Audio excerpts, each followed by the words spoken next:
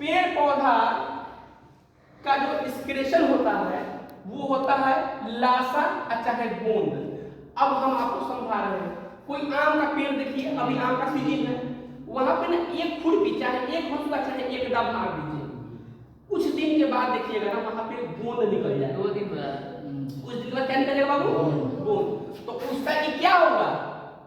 उत्सर्जित पदार्थ। क्या होगा? उत्सर्जित पदार्थ, यानी कि पेड़ भी उत्सर्जन करता है, पेड़ का भी पत्ता गिरता है, पेड़ का भी पत्ता गिरता है। कोई ऐसा पेड़ बता दो जिसका पत्ता फल ना होता हो, गिरता है ना बाबू जी? ठीक है, अब आगे बढ़ते हैं। अब समझिएगा यूरोटेलिक। अब इसमें आगे क्या पढ़ना है? यूरोटेलिक। अब देखिए यूरोटेलिक क्या है, कोई पूछ ले तो यूरोटेलिक होता है, यूरोटेलिक क्या होता है? यूरिया का उत्सर्जन, यानी कि जहां पे यूरिया का उत्सर्जन होता है उसको हम लोग यूरोटेलिक बोलते हैं।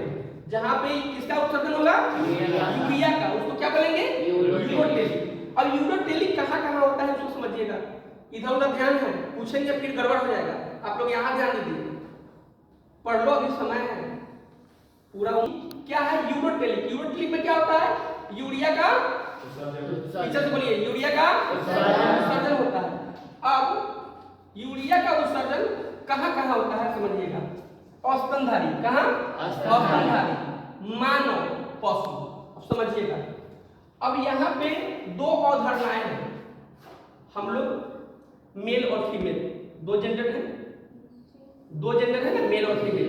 अब कहिएगा सर एक ट्रांसजेंडर होता है, अरे भाई होता है, तो ना महिला है ना ही पुरुष है, तो उसको हम लोग बाद में देख लेंगे, पहले पुरुष और स्त्री भी हम लोग समझ लेते हैं।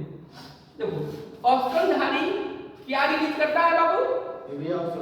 क्या रिलीज करता है? हाँ, यूरिया उत्सर्जन। समझिएगा, अब पुरुष भी यूरिया उत्सर्जन करता है और महिला भी करता है। अब कहिएगा सर औस्तनधारी खाली महिला है, अवधारणा है नहीं, मैं फिर दोबारा डिटेल करता हूँ। देखो एक्चुअली होता क्या है, यहाँ पे ध्यान देना। मेल में क्या होता है? औस्तन होता है। मेल में क्या होता है? औस्तन होता है, मतलब मेल के पास भी वक्ष होता है। क्या होता है?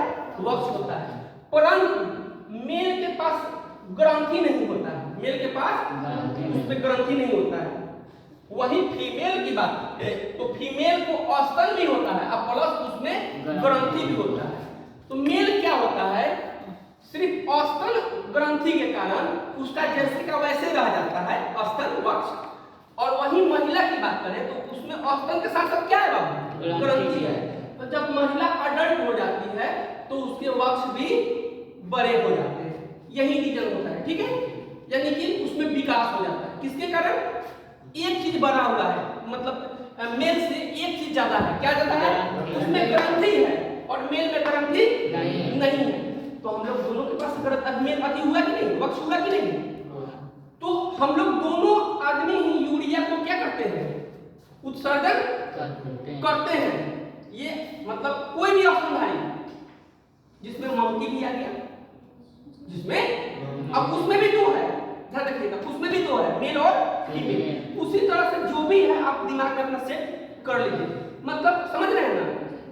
उसमें भी मेल होगा, उसमें भी फीमेल होगा, बकरी में भी मेल होगा, बकरी में भी फीमेल होगा, गाय में भी मेल होगा, गाय में भी फीमेल। मतलब समझ रहे हैं ना? क्लियर है ना? बढ़े आगे, वो क्या रिलीज कर रहा है? यूरिया। चल अब समझिएगा,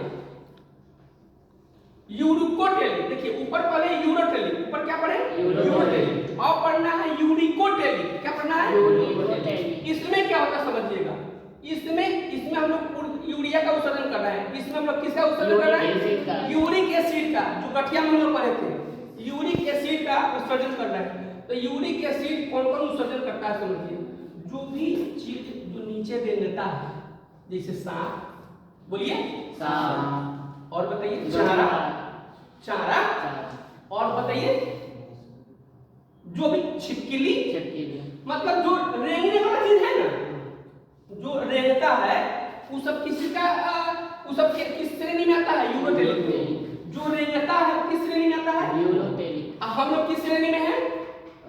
यूरो। ये है यूरिको। देखिए हम लोग यूरो में हैं, ये क्या है? यूरिको। यूरिको में क्या है? रेंगने वाला। समझ गए? हम लोग यूरिया करते हैं, आई क्या है, यूरिक एसिड करता है, ठीक है, उत्सर्जन। अब आगे बढ़ते हैं।